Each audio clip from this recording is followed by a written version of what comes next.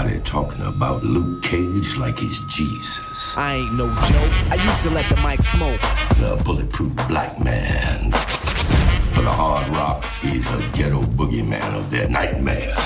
You can get a smack for this. Really, guys? You gotta know we tried, man. I ain't no joke. But one man cannot save a community. You can't keep doing what you're doing. I have no idea what you're talking about. And believe me, Luke Cage is nothing but a man. Harlem is mine. When the first season of Luke Cage came out, I was like excited as everyone else. Everybody was on this hype train, and I thought it was like okay because like the first half spectacular, second half became the silly, goofy, like what the hell am I watching kind of thing. It turned into a different show. So we got the Defenders, the thing they're leading up to. Great, fun, entertaining, good job, Marvel, all that kind of stuff. We're on season 2, and I was like, okay, like this, we could have a season 1 thing, or we could just have one or the other. And the good thing is they focused on the first half, where it was a sharp, written, great dialogue, character-driven stuff. But one of the problems is that probably most of these Netflix Marvel shows is you feel like it's like an 8-episode series or 10 or maybe 6 like this one that somehow got stretched into 13. I mean, really. I mean, this, like, the first 8 episodes have all these moments of like, can we just wrap this up? I mean, can we? I mean, like, I checked my phone at the time. I'm like, oh, dude, this is taking forever, and da. Like, it's like there's a scene with Shay's in Luke's hairdressing thing, and I'm like, can we just wrap this up? This feels like this is going forever. And the sad thing is that those first 8 episodes, if it wasn't on like Luke and Missy, I was like, can we just move on with the story? Can we just go back to these characters? And the sad thing, even our new characters like villains, like Bushmaster, he's not that developed. Like, here's the thing, they try to give him some character development and motivation to make us feel emotional attached with him and all that kind of stuff. But he's basically just a brute, really. He's just there so we can have a character who can beat up Luke Cage, because it's kind of like the Superman problem. It's like, he's kind of invincible, so who can he fight without just slapping people? Because one of the plans for me for Series 1 was, like, it kind of got very repetitive that every episode that, Luke goes up with these people with, guns or that, it kind of does the same thing. It's a blow of just him donging people on the head. There isn't that sense of threat. In this case, there is. And, I won't lie, the fights between Luke and Bushmaster, great, awesome, but the character itself isn't great.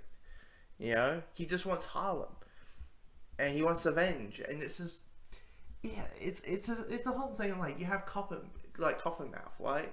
Coffinmouth was such a good villain in Series 1, and sadly they killed him off like halfway through that season.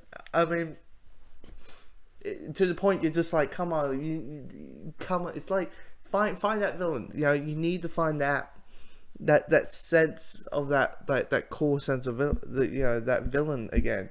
But I wouldn't lie, like, until the second half where things move along and the plots move along, I was engaged. I was interesting, and episode 10 is probably the best episode. It's something to do with Defenders. Just saying, I don't want to spoil anything. But here's the thing.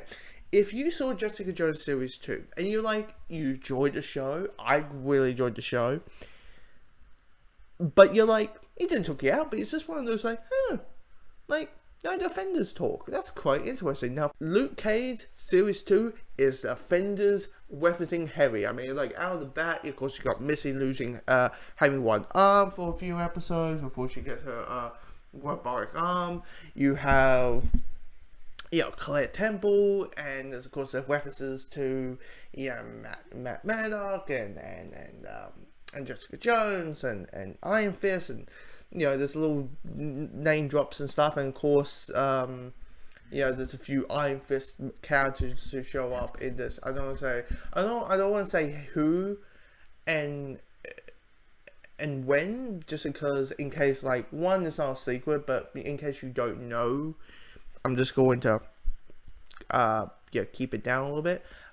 But I was like, you know what, I appreciate it. It felt like, hey, we built two offenders, and it felt like it was earning enough, and friendship was there, and all kind of stuff. But yeah, I mean, the performances are great. It is just one of those things where you thought it was okay, and the negatives are really digging at you more than the positives, and it's one of those sad things. But I mean, I thought it was okay. It was enjoyable for me. Still some problems, but I think they're on the right path. If we ever get a season 3.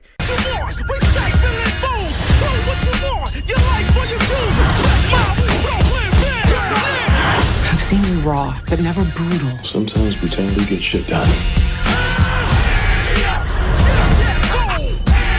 Harlem doesn't need a hero. It needs a queen. The darkness that you deal with every day, it can consume you whole. If you let it. Don't let it. Just so we're clear, I'm not in the market for a sidekick. Who says you're not my sidekick? Me? It's my show.